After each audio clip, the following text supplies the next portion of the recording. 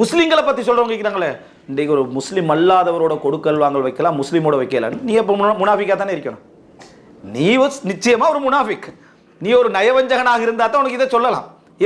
முஸ்லிம்களோட கொடுக்கல் வாங்கல் வைக்கலாது, முஸ்லீம் அல்லாதவர்களோட கொடுக்கல் வாங்கல் வைக்கலாம்டா உன்னுடைய அல்வலா வல்பரால பிரச்சனை.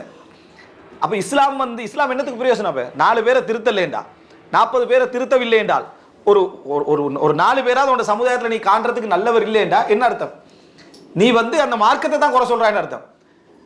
அடுத்தவர்கள் சூப்பராகிறாங்கன்னு வேற சொல்றான். அப்ப இதெல்லாம் எதுல நடக்குதுன்னா அந்த குறைபாடு தான். அந்த மனிதனுக்கு அப்படியான ஒரு சப்ஜெக்ட் வந்துடும். அப்ப எனவே அன்புள்ள சகோதரர், நம்ம எந்த ஒரு மண் வாசனைக்கோ எந்த பிரதேசங்களுக்கோ எதுக்கோ மண் வாசனை இருந்தே ஆகும், அதுல சந்தேகம் இல்லை. அதுல நல்லதும் உண்டு கெட்டதும் உண்டு. அல்லாஹ்வுடைய எந்த படைப்பிலையும் வஷர்ரு லைஸ இலை, கெட்டது இல்லை. எந்த ஒரு அஹ்லாக்கை நீங்க எடுத்துக்கொண்டாலும், நீங்க கெட்டதுன்னு காணக்கூடிய எந்த ஒரு அஹ்லாக்கை எடுத்துக்கொண்டாலும் அதனுடைய இன்னொரு ஆரம்பம் நல்ல பண்பா இருக்கும். எந்த ஒரு நல்ல ஒரு அஹ்லாக்கை எடுத்துக்கொண்டாலும் அதனுடைய இன்னொரு முடிவு கெட்ட பண்பா இருக்கும். உதாரணமா ஒருத்தர் கொள்கையில கடும் உறுதியாகிறார், ஒரு பலத்தை நீங்க அப்படி காணுவீங்க. எந்த இடத்துல ஒரு பேச்சு கிடமில்லாம் இருக்கு. அவர்ல என்ன பிரச்சனை? பெரும்பாலும் எல்லா இடத்துலயும் பெரும்பாலும் இருக்கும் என்று சொன்னா கடினம் உள்ள மாதிரி இருப்பார்.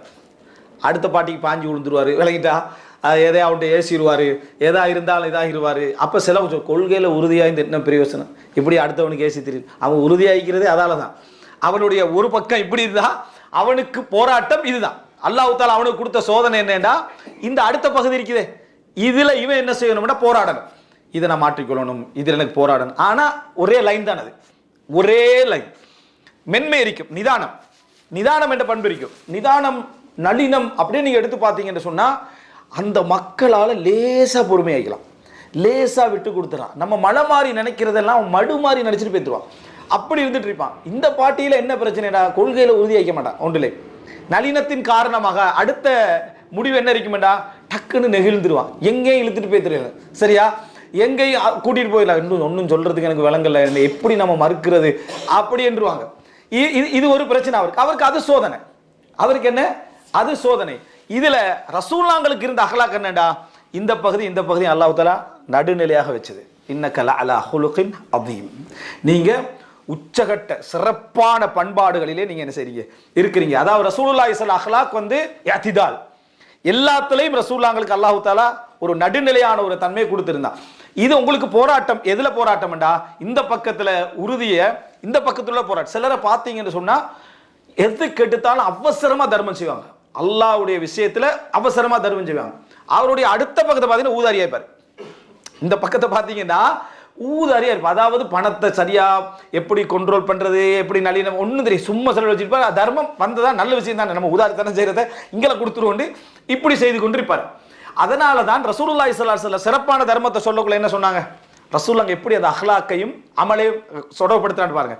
ரசூலுல்லாஹ் என்ன சொன்னாங்கன்னா, அஃதலு ஸதகா, தர்மங்களில் சிறந்தது எதுன்னு ரசூலுல்லாஹ் கிட்ட கேட்டாங்க.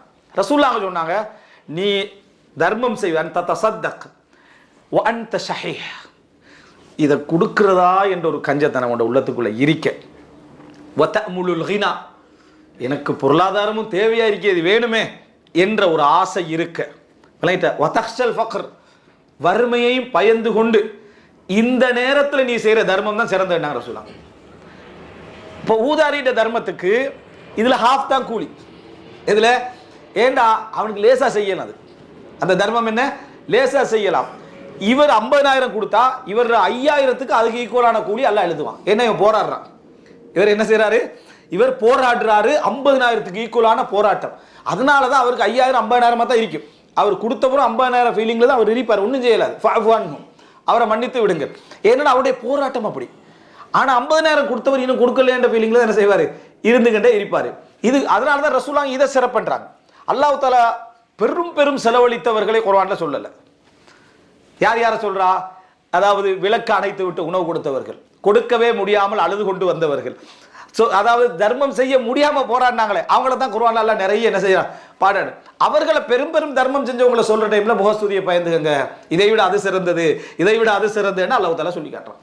அப்ப எனவே குர்ஆன் அஹ்லாக்கையும் அந்த வணக்கத்தையும் எப்படி சம்பந்தப்படுத்துது, எதுக்கு எது கூலி வருதுன்னு சொல்லி இமாம் இப்னு தைமியா ரஹிமஹுல்லாஹ் சொல்லி காட்டுறாங்க. இது மண்வாசனை என்ற தலைப்புக்கு நான் வரும் முன்னால் ஒரு முன்னுரையா இது புரிஞ்சுக்கோங்க. இமாம் இப்னு தைமியா ரஹிமஹுல்லாஹ் சொல்றாங்க, ஒரு ஜின்சுல் அமல் சிறப்பா இருக்கலாம், ஒரு குறிப்பிட்ட அமல் எங்களுக்கு குர்ஆன் ஹதீஸ்ல சிறப்புன்னு வந்திருக்கும். ஆனா அதுக்கு மாற்றமான அமல் ஒருவருக்கு சிறப்பாக இருக்கலாம், அவருக்கு அது சிறப்பு இல்லை அப்படின்றாங்க. அதாவது உதாரணமா தொழுகை வந்து ஒரு சிறப்பான அமல், தொழுகை என்பது ஒரு மிக சிறப்பான அமல், சுன்னத்தா ஃபர்லு தொழுகை அதுல சமம், ஜகாத் கடமை, ஹஜ்ஜி கடமை. ஆனா தொழுகை வந்து ஒரு சிறப்பான சுன்னத்துகள், இரவு, தஹஜ்ஜுத். ஆனா ஒருவருக்கு நோன்புல அல்லாஹ் தஆலா சிறப்பை வச்சிருப்பான், ஆனா பொது சட்டம் அல்லது. நோன்பு ஒரு சிறப்பான அமல், ஒருவருக்கு அல்லாஹ் தஆலா தர்மத்துல சிறப்பை வச்சிருப்பான். காரணம் என்னன்னா, உங்களுக்கு ஒரு விஷயம் லேசாக்கப்பட்டிருக்கும், உங்களுக்கு தொழுகிறது லேசாக்கப்பட்டிருக்கும், தஹஜ்ஜுத் லேசாக்கப்பட்டிருக்கும், நஃபில் தொழுகை லேசா இருக்கும். நீங்க நஃபில் தொழுதீங்கன்னா அடுத்தவன் யுத்தம் செஞ்சு தொழுகிற தொழுகையை நீங்க லேசா தொழுவீங்க. சிம்பிளா 3 மணிக்கு எழுப்பி நீங்க தொழுதுட்டு இருப்பீங்க. அவர் வந்து என்ன, அதாவது பெட்ஷீட்டை தூக்குறதே ஜிம்முக்கு போற ஃபீலிங்ல அவர் இருந்திருப்பார். யார் இன்னொருத்தர், அவரால் அதை தூக்குறதுன்றது என்னது, இவ்வளோ வெயிட்டாடா 100 கிலோ இதே அப்படின்ற லெவலில் அவர் இருந்துட்டிருப்பார். சரியா, அவரால் இயலாது. ஆனால் நீங்கள் சிம்பிளாக எழுப்பி அப்பதான் 1 மணிக்கு படுத்து 2 மணிக்கு எழுப்பி ஒருவோடு தொழுதுட்டு இருப்பீங்க. உங்களுக்கு இது சிறப்பு. உங்களுக்கு என்ன அமல்கள்ல பொதுவான சிறப்பான ஒரு செய்தி ரசூலுல்லாஹ் சொல்லியிருப்பாங்க. உங்களுக்கு அது தனி சிறப்பு வராட்டி, உங்களுக்கு எது லேசுபடுத்தப்பட்டிருக்குதோ அது அதிகமாக செய்வது உங்கள்கிட்ட அல்லாஹ் எதிர்பார்க்குறான். உங்களுக்கு எது லேசுபடுத்தப்பட்டிருக்குதோ அதை அடுத்தவனை விட இரட்டிப்பாக நீங்க செய்யணும், இரட்டிப்பா. உங்கள்கிட்ட அல்லாஹ் தஆலா அதை எதிர்பார்க்கிறான். இப்னு தய்மிய்யா ரஹிமஹுல்லாஹ் சொல்றான். அதுபோல ஒரு சிலருக்கு தொழுகை வந்து சுன்னத்தான நஃபிலான தொழுகைகள் என்றது மலை உடைக்கிற மாதிரி. ஆனா நோன்பு என்றா அவர் வருஷ கணக்கில் பிடிக்க ரெடியா இருப்பாரு, அவருக்கு அது சிறப்பாகப்பட்டிருக்கு, அவர் அதை அதிகமா செய்யணும். காரணம் அல்லாஹ் அதுல ஒரு லேசனை செஞ்சுக்கிறான், கொடுத்திக்கிறான். ஆனா சைத்தான் என்ன செஞ்சிருவான்டா, நோன்புல முக்கியம் நஃபிலான தொழுகை இது அதுக்கு போராடு, இதையும் செய்யறது இல்லை அதையும் செய்யறது இல்லை. சைத்தாண்ட வேலை தான். சரியா, உனக்கு உண்டு லேசாக்கிக்கிறான், அல்லாஹ் தான் லேசாக்கிக்கிறான். நீ என்ன செய், அதுல அதிகமாக ஈடுபடு, இதுல போராடு, இதுல போராடு. உனக்கு எது எது லேசாக்கப்பட்டிருக்கிறதோ அது அவர்களோட விஷயத்துல சிறப்பானது. பொதுவான அமல் சிறப்புக்கு வேற ஹதீஸ்கள் வந்திருந்தாலும் இவருடைய விஷயத்தில் இது லேசானது.